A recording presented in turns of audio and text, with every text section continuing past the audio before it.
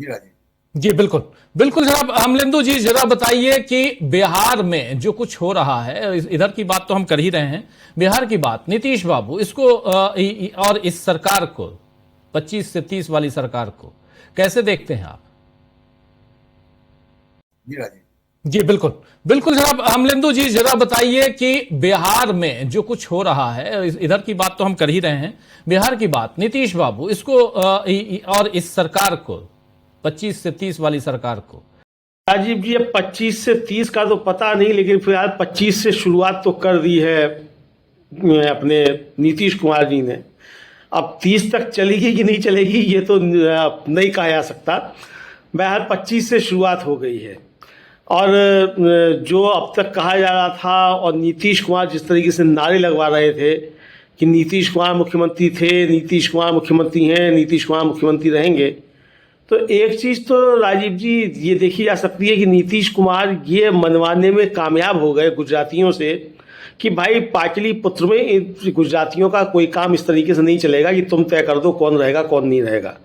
तो एक चीज़ तो तय कर दी है नीतीश कुमार ने कि गुजराती ठीक है, होंगे चाणक्य, होंगे कहीं के होंगे, लेकिन चाणक्य की धरती पर आकर किसी को अपनी ये मत बताओ कि हम चाणक्य हैं। तो ये नीतीश कुमार ने साबित कर दिया है। अब बाकी जो बचता है राजीव, जो बचता है स्पीकर का, जिस पर प्रशांत जी ने भी बहुत प्रकाश डाला, अब जब स्पीकर का नाम आएगा राजीव जी, तब ये तय होगा कि नीतीश कुमार 30 तक चलेंगे कि 30 से पहले ही निपट जाएंगे। और नीतीश कुमार जो हैं उन्होंने मोदी शाह को अभी जो झुका लिया है, तो क्या कहीं कोई समझौता हुआ है या नीतीश कुमार पूरी तरीके से झुका चुके हैं? अगर स्पीकर बनता है बीजेपी का, तो नीतीश कुमार ने फिर समझौता कर लिया है कि भाई ठीक है स्पीकर तुम्हारा रहेगा लेकिन मुख्यमंत्री हम रहेंगे। लेकिन अगर स्पीकर भी बनता है नीतीश कुमार की मर्जी का या कहिए किसी दूसरे घटक का, गैर बीजेपी का, तो इसका मतलब नीतीश कुमार ने अपना अंगद का पांव अड़ा दिया है और मोदी जी जो है वो झुकने को काफ़ी ज़्यादा मजबूर हो गए हैं। और खतरा जो है वो दिल्ली का है, क्योंकि राजीव देखिए अभी भी हम ये कहेंगे सरकार भले ही नीतीश कुमार बना रहे हो, दावा उन्होंने पेश कर दिया हो, लेकिन अगर पाटलिपुत्र में नीतीश कुमार का सिंहासन हिलाने की बीजेपी ने कोशिश की तो इंद्रप्रस्थ का सिंहासन डोल जाएगा। ये अभी भी राजीव जी है। तो इसलिए नीतीश कुमार कोई कदम ऐसा नहीं उठाएंगे या नहीं उठाना नहीं चाहेंगे कि पाटलिपुत्र के किसी भी एक पाए में कहीं भी कोई भी पच्चड़ जो लग जाए। तो इसलिए स्पीकर उनका अपना होगा, ये अभी मानकर चला जाना चाहिए। और अगर स्पीकर नहीं होगा तो इसका मतलब कि फिर नीतीश कुमार को मैनेज किया जा चुका है, तो फिर अलग की बात होगी। लेकिन जो मुझको लगता है कि ये स्पीकर का जब नाम आएगा तब मालूम पड़ेगा कि अगर बीजेपी का भी स्पीकर कोई होता है तो ये भी हो सकता है कि बीजेपी का स्पीकर भी अगर बने तो भी वो नीतीश कुमार की मर्जी का ही बने। जैसे नंदकिशोर यादव स्पीकर बने राजीव जी, तो वो नीतीश की मर्जी के ही थे, नंदकिशोर यादव। और नंदकिशोर यादव का हम लोगों ने कल भी चर्चा की थी कि Vijay Kumar Sinha deputy chief minister थे, उनको डांटते हुए किस तरीके से वीडियो वायरल हुआ था विधानसभा के अंदर, और विधानसभा स्थगित कर दी थी उन्होंने, और कहते हुए कि आप भी गजब आदमी है भाई।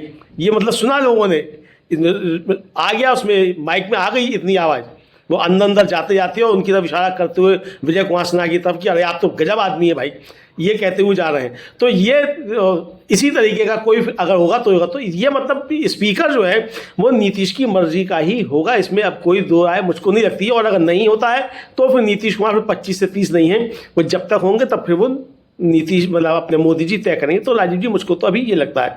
बहरहाल जिस तरीके से अभी जो घोषणा की गई है कि 2 उप मुख्यमंत्री होंगे, और दोनों उप मुख्यमंत्री वही होंगे कि जो सम्राट चौधरी और विजय कुमार सिन्हा थे। जो चर्चाएं थी, बीजेपी चाहती थी कि विजय कुमार सिन्हा जो है उनको स्पीकर बनाया जाए राजीव जी। तो अब अगर ये तय हो गया है कि दोनों डिप्टी सीएम वही रहेंगे जो पहले थे, तो इसका मतलब विजय कुमार सिन्हा स्पीकर नहीं हो रहे हैं, क्योंकि वो तो डिप्टी सीएम हो रहे हैं। और अगर विजय कुमार सिन्हा स्पीकर नहीं हो रहे हैं तो नीतीश के लिए मुश्किलें कम होंगी फिर। ये भी है, क्योंकि विजय कुमार सिन्हा जब थे मतलब स्पीकर थे इस समय, तो उन्होंने बहुत अच्छा काम किया था बीजेपी के लिए। मतलब विधायक भी पिटवाए पुलिस से विधानसभा के अंदर, और नीतीश कुमार को भी असहज करते रहते थे बार बार आसंदी से कुछ ना कुछ उल्टा सीधा बोलकर। तो वो नीतीश कुमार के लिए एक असहज करने वाली स्थिति होती थी। तो लगता यह है कि नीतीश कुमार ने अपना अंगद का पांव ठीक से इस समय जमाया हुआ है। बाकी अब आगे आने वाला समय धीरे धीरे स्पष्ट हो जाएगा कि स्पीकर जब बनता है और कितना समय भी मिलता है, इससे चीज़ें बहुत सारी स्पष्ट हो जाएंगी। अब राजीव जी, ये जो 272 लोगों ने दस्तखत किए हैं, पहले तो आप ये आंकड़ा देखिए 272 का, कितना गजब है राजीव जी। यानी आंकड़ों के मामले में ये डेटा लेस सरकार जो है किस तरीके से डेटा निर्धारित करती है। यानी चुनाव लोग जीत रहे हैं तो 122 की सीरीज में जीत रहे हैं, लगभग सबके 1 से वोट आ रहे हैं, एक ही संख्या में आ रहे हैं। अब ये 272 आ रहे हैं दस्तखत करने के लिए, जो लोकसभा में सरकार बनाने का आंकड़ा है। अरे भाई, तो इन 272 से सरकार बनवा लो ना, काहे वहां अपने नीतीश कुमार का पाया लगाए हुए हो और चंद्रबाबू नायडू का लगाए हुए। इन 272 से ही सरकार बनवा लो, बन जाएगी 272 से सरकार। दूसरा राजीव जी, ये 272 बहुत गजब किस्म के प्राणी दिखाई पड़ते हैं। जब एक सुप्रीम कोर्ट के एक्स जज जो थे वो चुनाव लड़ रहे थे और उनके एक फैसले को लेकर एक मंत्री जो था बेहूदे टिप्पणियां कर रहा था, तब इन 272 लोगों के मुंह पे जो था वो दही जमा हुआ था।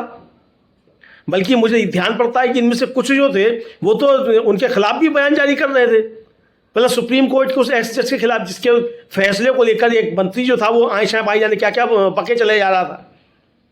तो इन 272 लोगों पर यह भी सवाल है। दूसरा राजीव जी, ये जब 272 लोग दस्तखत कर रहे थे तो वो हमारे जो पूर्व मुख्य चुनाव आयुक्त थे राजीव कुमार जी, वो किस देश में थे, उन्होंने इस पर दस्तखत क्यों नहीं किए? उनको भी दस्तखत करना चाहिए था। मेरी जहां तक जानकारी इन 272 में उनका नाम नहीं है। 273 वो कर देते तो पूर्ण बहुमत की सरकार मोदी जी की बन जाती। फिर 273 में तो राजीव कुमार के दस्तखत होने चाहिए थे, आरोप तो उनके ऊपर भी हैं। तो राजीव कुमार को इन लोगों ने अप्रोच क्यों नहीं किया कि भाई आपके भी दस्तखत होने चाहिए? और राजीव जी, मुझे लगता है कि विपक्ष को, खासतौर से राहुल गांधी को और कांग्रेस को, इन 272 लोगों का इतिहास भूगोल सब पता कराना चाहिए कि इन सब ने अपनी नौकरियों में क्या क्या जो है वो काम किए हैं और क्या क्या इन्होंने मेडल प्राप्त किए हैं और कहाँ कहाँ इनकी कितनी कितनी संपत्तियां हैं, कहाँ कहाँ से आई हैं। इन सब की जानकारी जो है निकलवाई जानी चाहिए। ये बहुत जरूरी काम है राजीव जी, इस देश के हित में होगा, इस देश के लोकतंत्र के हित में होगा कि इनका सब कच्चा चिट्ठा जो निकाल के लाया जाए कि किस किस ने कितने कहाँ फर्जी एनकाउंटर करवाए हैं, इनमें से किस किस ने कहाँ कहाँ क्या क्या घपले घोटाले किए हैं। ये सारी चीज़ें इस देश के सामने आनी चाहिए ताकि मालूम पड़े कि राहुल गांधी के खिलाफ और चुनाव आयोग के समर्थन में ये चिट्ठियां लिखने वाले लोग कितने पवित्र हैं, इनके दामन कितने पाक साफ हैं, ये देश के सामने राजीव जी आना चाहिए। मुझको ऐसा लगता है, बाकी अब देश जाने। बात करते आए और राहुल गांधी तो लोकतंत्र को बचाने की ही बात करते आए, लेकिन यहाँ जो बातें की जा रही हैं ये साफ तौर पर आप समझ सकते हैं कि ये बातें जो हैं ये लोकतंत्र को कुचलने वाली ही हैं। और ये 272 लोगों का जो खत है, अब पहले तो ये सामने आए कि ये खत जो है जिन्होंने लिखा है कि इनकी सबके कार्यकाल में क्या क्या चीज़ें रही हैं, ये सामने आना चाहिए देश के सामने राजीव जी। मैं फिर कहूँगा कि इनकी सबके जो है चिट्ठे जो हैं कि क्या क्या इन्होंने अपनी नौकरियों के दौरान किया है वो आना चाहिए, कि इनके समय में क्या क्या किया, इन्होंने अपनी जिम्मेदारी किस तरीके से निभाई। यानी राजीव जी, आप देखिए कि सवाल पूछे जाने चाहिए सरकार से और आप सवाल पूछ रहे हैं विपक्ष के नेता से, और आपकी हिम्मत नहीं पड़ रही है सरकार से सवाल पूछने की कुछ भी। तो इनको सरकार से सवाल पूछने चाहिए थे, सरकार से सवाल पूछने की हिम्मत नहीं है। लेकिन हाँ, एक बात तो राजीव जी अब समझ में आ रही है कि ये देखा जा सकता है और ये कांग्रेस की एक कमजोरी भी रही, इसको ध्यान देना चाहिए कि इनमें से अधिकांश लोग जो हैं वो कांग्रेस के समय में ही भर्ती हुए। और भर्तियों के समय कांग्रेस ने ये क्यों नहीं देखा ये किस विचारधारा के लोग जो हैं और ये आगे जाके नौकरियों में क्या क्या करेंगे, इनकी भर्तियों के समय ध्यान क्यों नहीं दिया गया। तो ये पिछली सरकारें जो रही है कांग्रेस की, उनकी गलती भी है कि ऐसे लोग भर्ती हो गए जो अपने इस देश के लिए एक नासूर बन गए हैं। ये हमला राजीव जी राहुल गांधी पे नहीं है, ये हमला इस देश के लोकतंत्र पे है। ये 272 कलम जो उठी हैं, ये 272 कलम ने इस देश के लोकतंत्र पे हमला किया है, इस देश के आम नागरिकों पे हमला किया है, इस देश के संविधान पे हमला किया है। और एक तरीके से सरकार की तरफ से और चुनाव आयोग की मिलीभगत से जो चोरी की जा रही है, उस चोरी को वैधानिकता प्रदान करने के लिए समर्थन देने का काम इन 272 हाथों ने किया है राजीव जी। मैं इसको इसी तरीके से देख पाता हूं। इलेक्शन कमीशन मनमानी करे और राहुल गांधी जी बोले भी ना। बोलना तो नरेंद्र मोदी जी को चाहिए, सरकार को चाहिए, बोलना तो संस्थानों को चाहिए, स्वायत्त संस्थानों को बोलना चाहिए। और ये सब नहीं बोल रहे हैं। अगर इलेक्शन कमीशन की मनमानी का विरोध राहुल गांधी जी संवैधानिक तरीके से कर रहे हैं, संविधान को बचाने के लिए, लोकतंत्र को बचाने के लिए, तो जो लोग भारतीय जनता पार्टी के पक्ष के हैं वो लेटर लिख रहे हैं।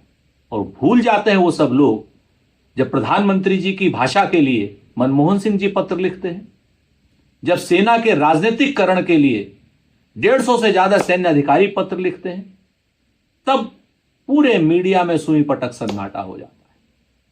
तो ये दोहरा व्यवहार उचित नहीं है। हम लोकतंत्र को बचाने के लिए इलेक्शन कमीशन से अपनी लड़ाई आगे भी जारी रखें।